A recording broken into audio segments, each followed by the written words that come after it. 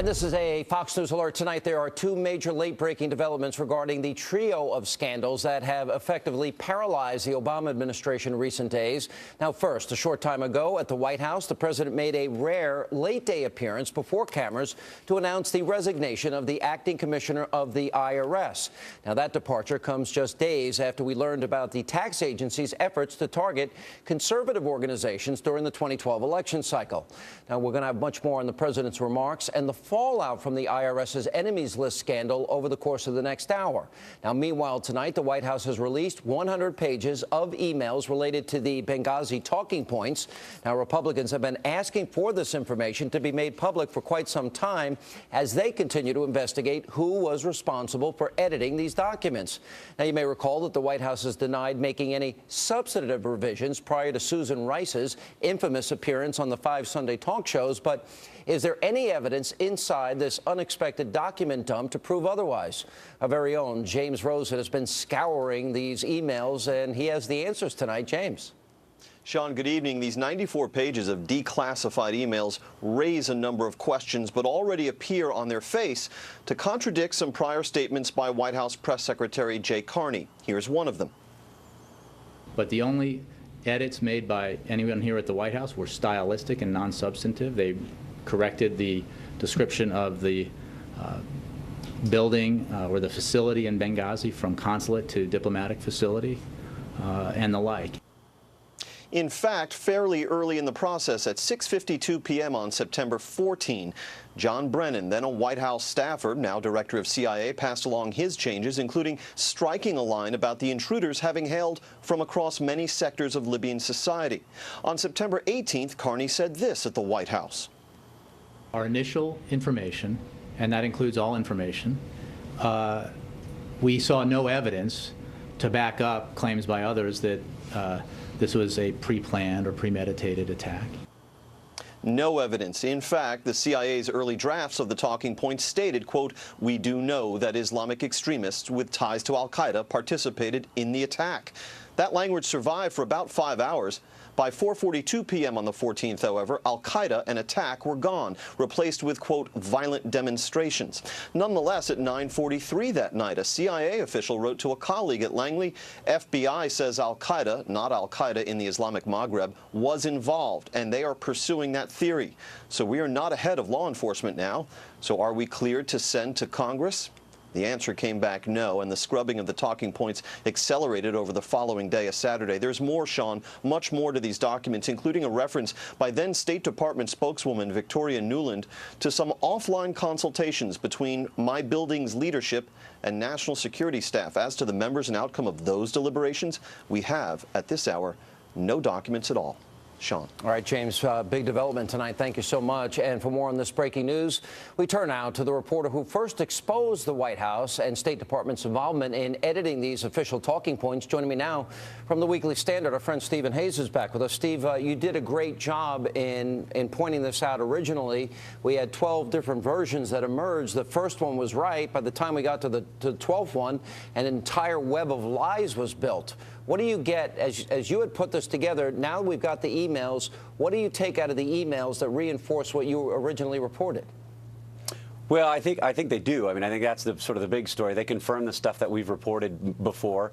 And I think they do put Jay Carney in quite a difficult position. Remember, he had said that the White House and the State Department had made but one single minor adjustment to these talking points. It's very clear by looking at the CIA's own account of what happened in their own language that that wasn't the case. You have a CIA email that talks about the State Department objecting to much or most of the document, was the way that they put it, and said that they were making further revisions with the State Department's objections in mind. You also have statements that contradict what Hillary Clinton said in her testimony before the Senate back in January. She said, in effect, the intelligence community was the one who was the principal decider, was the way that she phrased it, on all of these questions, when in fact it now seems clear that there were many State Department officials, senior State Department officials, those around Hillary Clinton, who were pushing to make these revisions that ultimately led from the strong version being thrown out and replaced by a much weaker version 24 hours later. Yeah, but there's very specific references here, like on page 51, I spoke with Tommy, we'll work through this morning, we'll get comments back, meaning that they're going to get the comments back from the State Department and the White House. Similarly, page 47, Victoria Nuland from the State Department, these don't resolve all of my issues or those of my building leadership. Now, all of this points to political consideration when we now know that they knew the truth. So the word cover-up has to come into play here. Your reaction? Yeah. Look, I mean, I think it's very clear that many of the things that the White House told us about the talking points and told us about the attacks and then told us about this process are not true. And you have to go back and sort of look at this in totality. And one of the things that I think is most striking about these documents is that nowhere in the 12 different drafts of the talking points themselves was there reference to a YouTube video.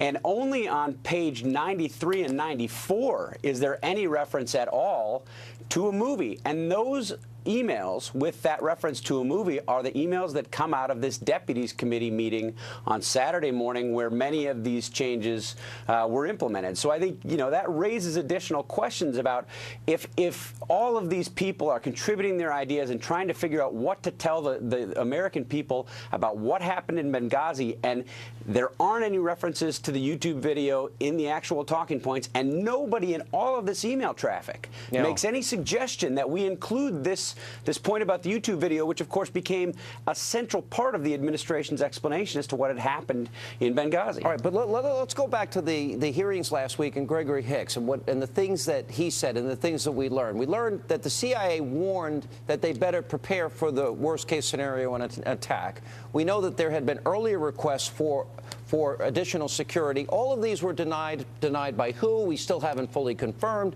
Then during the attack, we have 2 stand-down orders. So we also learned that Hicks said the last words of Ambassador Stevens were, "We're under attack." Those were the words he used. Nobody spoke to Hicks. Nobody sought out information from those on the ground. Then there was this coordinated effort to keep the press and keep the media and keep the country from hearing from those people that actually knew what had happened that day before they put together talking points that, as it says on page 46, the State Department has major reservations with, much or most of the document. We've revised the document with those concerns in mind. And then back to page 93, and then and only then do they get into this elaborate story that had nothing to do with it, and nobody there said it did, about a YouTube video, et cetera. Yeah, I think you're right. I think you sketched out exactly the difficulties that the White House is going to face in trying to answer these questions. It's I think, very difficult, these emails, for the White House to explain, for the State Department to explain, for Jay Carney to reconcile some of the things that he had said before with what we now see in front of us. And I think this will lead to reporters asking a good number of additional questions about these things. I mean, you made an allusion earlier to a reference to direct contact between State Department leadership and national security staff. What was that? We know that there was an email from Jake Sullivan, who's a senior Hillary Clinton advisor, describing the exchanges that he had with Tommy Vitor. And I'm going to read the quote exactly so I get it right. "Talked to Tommy, we can make edits." Now, this comes after the White House has insisted that this was a totally intelligence-driven product. No, that's the State Department and the White House. That's the State Department and the White House. Yeah, making further edits. All right. So 2 things here. One is, and I won't belabor this point, but when Jay Carney lied and said there were only stylistic differences, frankly, he should be fired. He should be removed because he cannot be trusted. And I would think that the people that are in that press room every day have lost all confidence in him. But the bigger picture here is all of this. When we talk about the State Department having major reservations with much or most of the document, which it says in the emails, well, is that Hillary Clinton? We need an answer. Right. The second thing that I think we need an answer to is about President Obama. The president that night, by all accounts, never went back to Leon Panetta, never went back to Hillary to get an update on the situation in Benghazi. He went to sleep, got up the next day, and he went out campaigning. And then 2 weeks later, on The View and before the United Nations, was still echoing something that all of us knew was false, that by then he should have known was false. So doesn't he have questions to answer here? What did he know? When did he know it? Why was he repeating a lie 2 weeks later?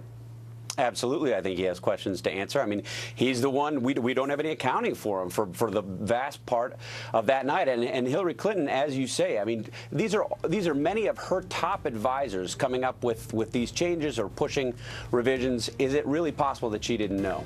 Who in the White House, who in the State Department are the people we're referring to? What did they know? When did they know it? And the reason why we need to prevent this from happening again, and the American people and the families that lost loved ones have a right to know the truth from their government.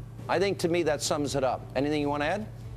No, I agree with you. I think we need to get to the bottom of this, and this raises additional questions. All right, Steve Hayes, you did some great reporting. You're way ahead of the curve on this, and I applaud you and give you a lot of credit. Thanks, Sean.